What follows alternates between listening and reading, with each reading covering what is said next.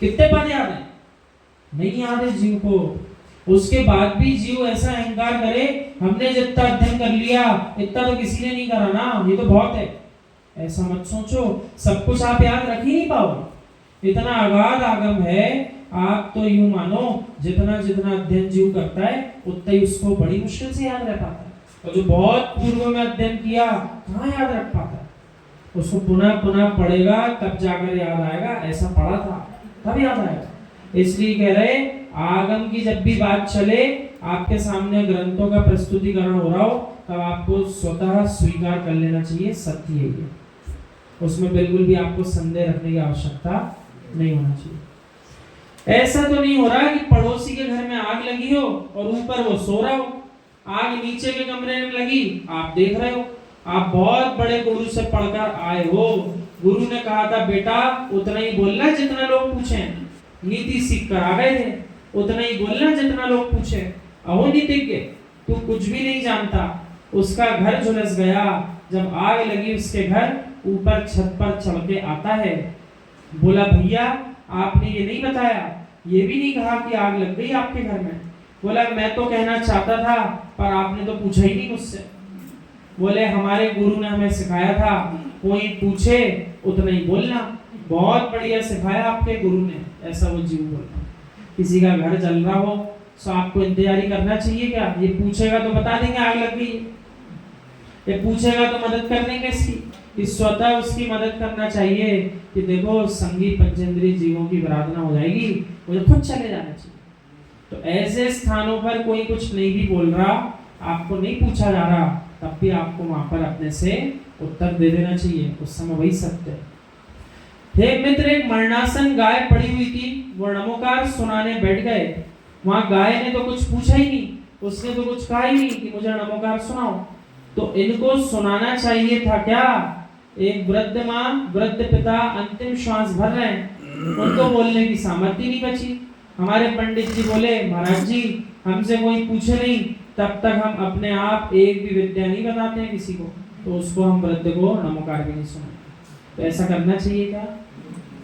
किसी जीव का समाधि मरण चल रहा हो और उस जीव में उठकर बैठने की शक्ति नहीं बची, वो आपके घर पर आकर आपको बुलाकर ले जाएगा क्या? चलो भैया मेरा समाधि मरण करा दो।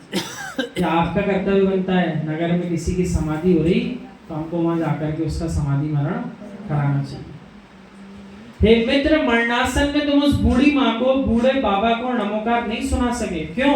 मैं बनारस से पढ़ के आया हूँ, मैं काशी विश्वविद्यालय का छात्र हूँ, मैं सांगानेर का छात्र हूँ, मैं टोडरमल स्मारक का छात्र हूँ, मैं मुरैना का छात्र हूँ। जो मुझसे पूछता है उसी को बताता हूँ, जो नहीं पूछेगा उसको कुछ नहीं बताऊंगा। तो ऐसी कौन सी विद्या आपने ग्रहण कर ली? तो दूसरे का अहित हो रहा है तो होते रहने। बेटा तुमको पता होना चाहिए कि वायु से कौन पूछता है, सूर्य से कौन पूछता है, चांद से कौन पूछता है। सबको शीतलता देता है चांद, सबको प्रकाश देता है सूर्य, सबको शीतल हवा देती है वायु। हे मित्र, जीवन में प्रकृति के नियमों से कुछ सीख लेना चाहिए। जब कोई पूछेगा तभी बताऊंगा, ऐसा नहीं। किसके सानिध्य में जियो? प्रकृति के सानिध्य में जियो। बेचारे बहुत सारे जीव जैसे उनके लिए किसी स्थान पे जहाँ कोई सुख सुविधा नहीं हो हवा की, मैं वहाँ खड़े हूँ तो ऐसे पसीना पसीना हो जाते हैं, बेचैन हो जाते हैं, बोले चलो यहाँ से। हमसे कहते हैं आपको तो कोई फर्क ही नहीं पड़ता, लाइट रहे नहीं रहे आपके लिए दोनों बात बराबर। और हमारे लिए बोले देखो हम तो फिर भी खड़े हैं आपके साथ, उन सबको देखो वो तो भाग गए अंदर एसी के कमरे। हमने क्या भैया जिसकी जितनी क्षमता उतना सहन कर लो। अब जो प्रकृति के साथ रहेगा उसे कोई फर्क नहीं पड़ता। वीतरागी श्रवण के लिए आप निहारो, एक जीव जबलपुर में निर्दोष सागर महाराज जी के पीछे बैठकर के कक्षा चल रही थी दोपहरी, भर दोपहरी का समय, तो पीछे बैठ के अपने हाथ के पंखे से सुपड़ी से हवा कर रहा था, बहुत देर से कर रहा था। तो हम भी देख रहे हैं पीछे कोई बैठ के कर रहा है, आधा घंटा हुआ है देखते देखते। फिर महाराज जी को एकदम से ज्ञान गया, अरे ये जीव कब से बैठा है। तो अपनी कक्षा के बीच में उस जीव से कहा बेटा बाहर, महाराज उसको बाहर बुलाया, बोले तू आराम से बैठ, हवा नहीं कर, आराम से सो। क्यों? वे जान रहे थे जब तक ज्ञान नहीं जा पाया तब तक वे सोच रहे कोई बात नहीं भाई, अपने कक्षा में लगे। पर जो ही उनका ज्ञान का विषय उस जीव की तरफ गया तो उसको बुला लिया, बेटा हवा करने में अपना समय मत निकाल, आगे बैठ करके तू भी जनवाणी सुन, तेरे काम आएगी। इतनी करुणा के परिणाम।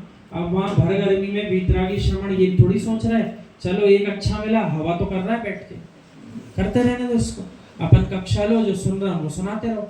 वे सोच रहे जो जीव मेरा भला कर रहा और मेरे माध्यम से सबका भला हो जाए उसका ना हो, ऐसा ना हो जाए।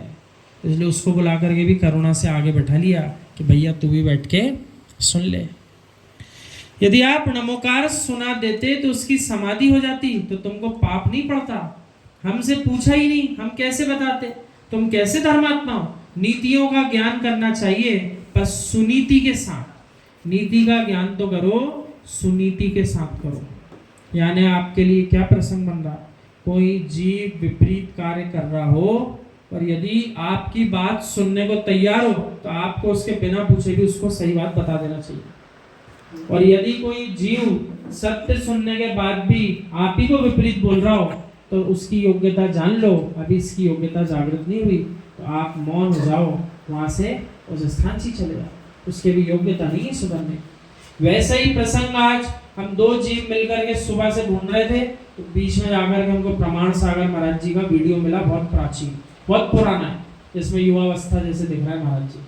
तो एक प्रसंग जो आता है ना, जीव को 2000 सागर में 48 बार ही मनुष्य पर्याय मिलती है, उसका थोड़ा खुलासा करना था क्योंकि सामान्य कथन सभी के मुख से ऐसे ही सुनने में आता है। 2000 सागर में 48 पर्याय मिलती है, उसका सिद्धांत थोड़ा गहरा है। विनंद सागर महाराज जी जो भी भोपाल से गए, उनने भी उसका स्पष्टीकरण किया था आस्था में। और प्रमाण सागर महाराज जी का तो बहुत पुराना वीडियो आज खोजा, 28 सेकंड का, ज्यादा देर का नहीं, आधे मिनट का, तब जाकर के उसमें भी उन्होंने वही प्रस्तुतिकरण किया जैसा विनंद सागर महाराज जी ने बताया। तो करना